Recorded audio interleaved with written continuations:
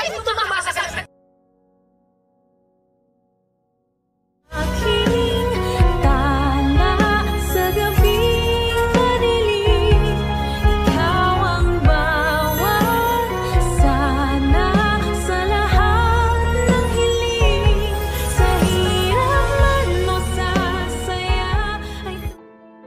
Ay, grabe talaga nangyari ngayon sa Abot Kamay na pangarap na kung saan pinakita na nga ang episode para bukas. O ito nga yung teaser. Yes guys, pinakita na nga dito si Lynette. And yes guys, ito nga si Lynette is mukhang nakalaya na siya dun sa pagkaka-hostage sa kanila. Kasama nga din nga dito halos lahat is makalaya na, no, kasi nga dumating na nga yung mga pulis o yung mga SWAT, nakapasok na nga ito doon sa kulungan at yung ibang mga hostage taker is nahuli na, pero hindi pa lahat. Ngunit dito nga sa paglabas ni Lynette is hinahanap nga niya ang kanyang mga kasamahan, si Chang Susan, si Josa, kahit nga ito nga si Carlos na asawa niya. Yes guys, at wala siyang nakausap maliban lang dito kay Michael.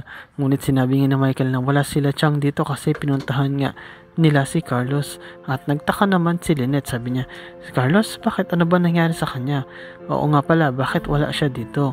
Ano ba talaga nangyari, Michael? At sinabi nga mismo ni Michael na may nangyari na hindi maganda doon kay Carlos nung habang nandun siya sa bahay at mukhang may nakapasok uli sa inyo. Yes guys, ayun yung sinabi niya kay Lynette, no? At ayun din actually nalaman ni Carlos kasi tumawag nga itong sila Chang Susan, no, na pahamak naman daw itong si Carlos. And yes guys, makita natin na talagang malupit talaga si Carlos, nakakagawa ng palusot para hindi siya paghinalaan o pagbintangan. At nag-alala nga si Lynette kasi nakapasok na naman yung mga masasamang loob doon sa bahay nila, kaya kinakabahan na naman siya.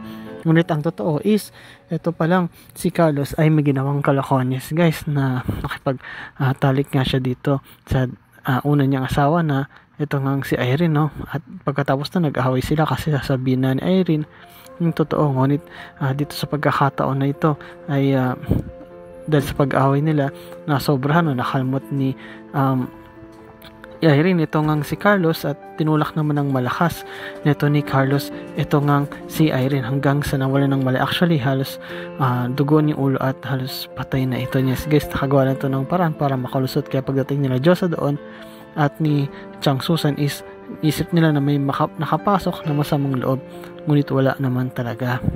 Yan, dito nga guys, no, makita natin na ito nga si Moira. Yes guys, no, makita natin is maraming mga pulis o SWAT na nakatutok sa kanya at binabantayan siya. Yes guys, hindi dahil sa gagawin siya ng masama, kundi gusto nga, kung maalala ninyo last episode, gustong tumakas nito ni Moira, ngunit naisip niya yung anak niya na ito nga si Zoe at isip niya na lalabas na lang siya at humingi ng tulong. At paglabas nga niya, nagulat siya kasi may mga SWAT doon at talagang pinahinto siya. Sabi sa kanya, taas ng kamay at huminto ka at lumuhod. Yes guys, ayun nga ginawa ni Moira, kaya nga lumuhod ito at tinanong siya sa kapupunta. Ngunit sinabi nga nito ni Moira na hingi ako ng tulong. Yes guys, nung sinabi niya yun, ano, nakapalusot agad si Moira na, pero ang ginawa nga niya is tinuro niya kung saan yung daan para makapasok tong police. Yes guys, para nga mahuli na rin o kumbaga mautakan tong mga hostage taker. At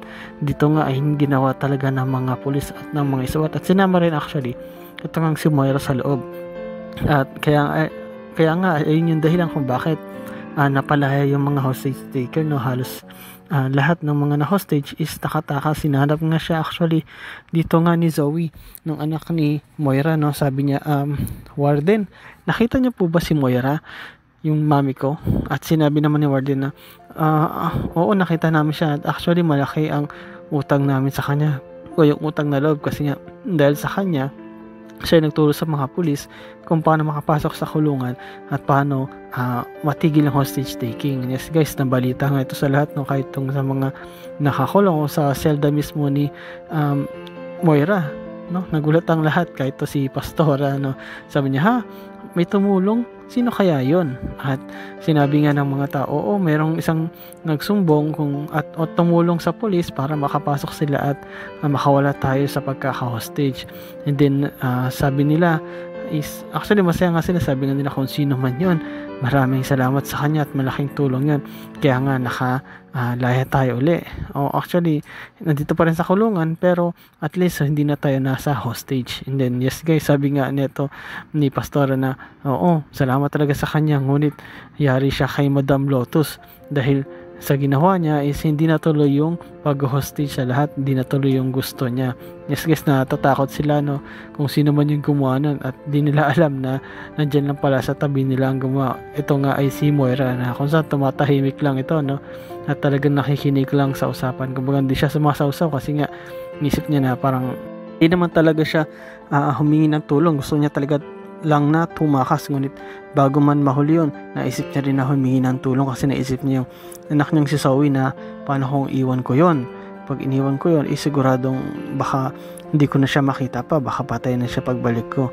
Ngunit pumasok pa rin yung kanyang pag-iisip na bilang ina na sabi niya, sige, alis na ako at para makahingi ng tulong niya. Kasi paglabas nga niya, sakto may mga pulis doon, may mga SWAT, although tila sa una is pinagbintangan siya na baka kasabot, ngunit sinabi niya na hindi.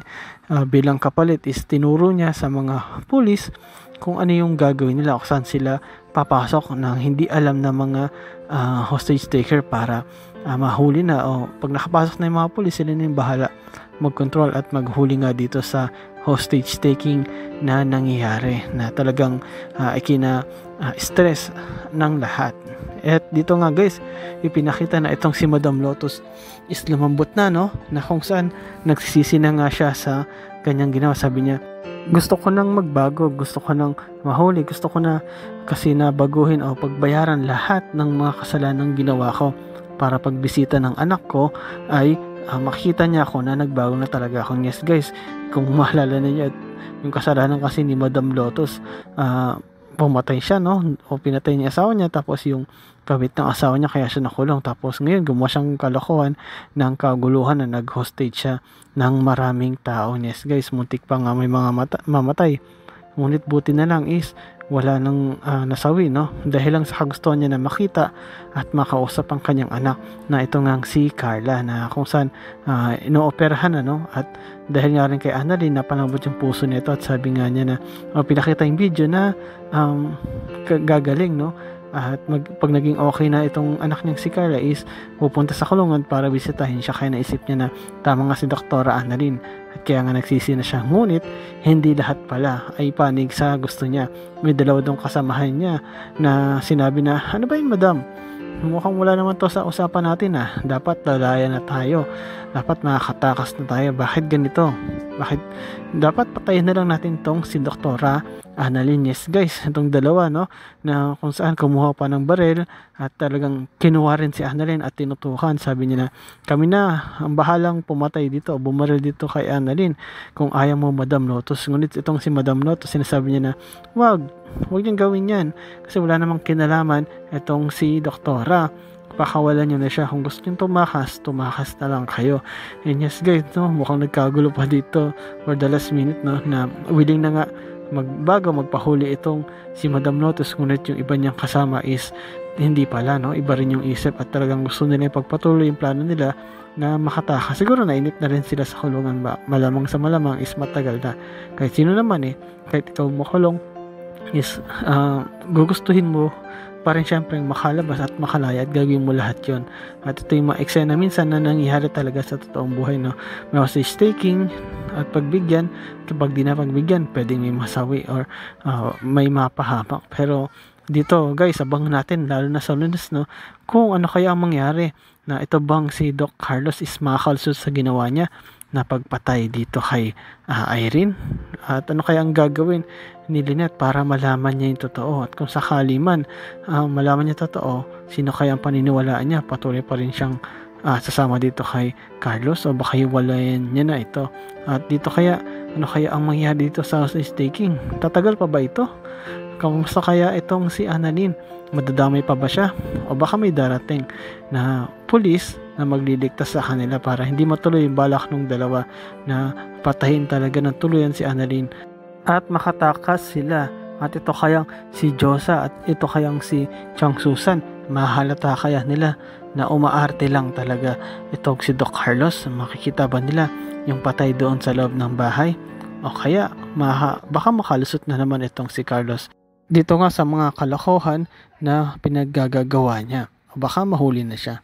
And yes guys, salamat sa panonood nyo sa aking channel, sa inyo pag-like, pag-comment at pag-share. At yun lang guys, ingat kayo palagi. Bye-bye.